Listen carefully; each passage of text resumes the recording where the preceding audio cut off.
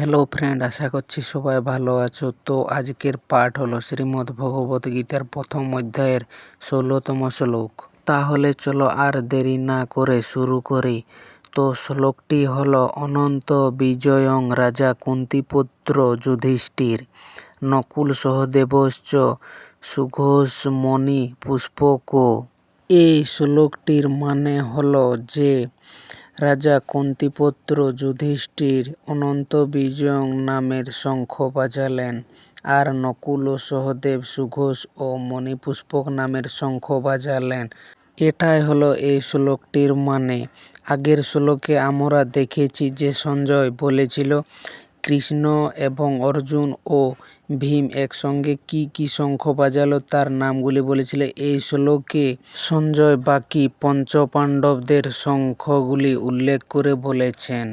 এরপর চলো শ্লোকটিকে বিস্তারিতভাবে আলোচনা করি। এই শ্লোকে সঞ্জয় আরও ৩জন পাণ্ডব ভাইয়ের শঙ্খনাদের কথা বলেছেন। প্রথমে রয়েছে অনন্ত বিজয়। এটি যুধিষ্ঠিরের শঙ্খ। অনন্ত বিজয় শব্দের অর্থ হল সীমাহীন বিজয়। এটি কেবল একটি যুদ্ধের শঙ্খ নয়, এটি ধর্মের চিরন্তন জয়ের প্রতীক। যুধিষ্ঠিরকে এখানে রাজা বলা হয়েছে।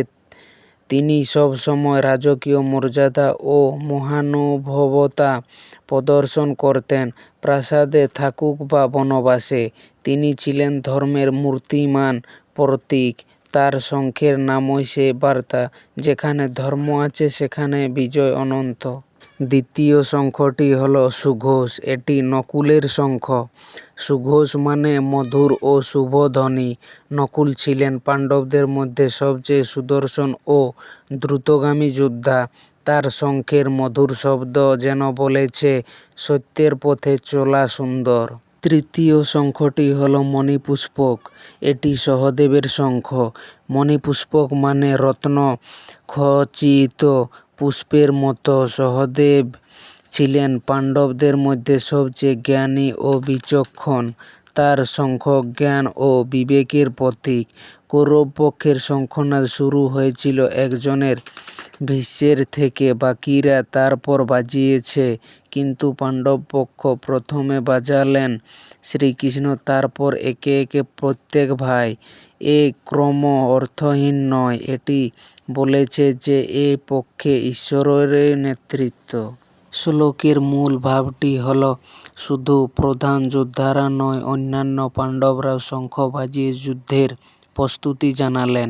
এতে বোঝা যায় পুরো পাণ্ডব দল ঐক্যবদ্ধ ও প্রস্তুত। প্রত্যেকের আলাদা আলাদা শঙ্খ তাদের নিজস্ব পরিচয় ও শক্তির প্রতীক।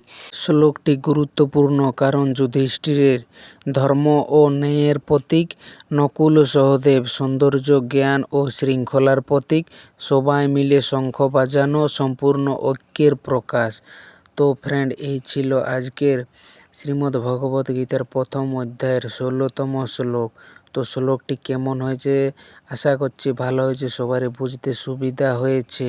শ্লোকটি যদি সবারই বুঝতে সুবিধা হয়ে থাকে তাহলে সবাই লাইক, কমেন্ট, সাবস্ক্রাইব করে দিও। ধন্যবাদ সবাইকে শেষ পর্যন্ত ভিডিওটা দেখার জন্য।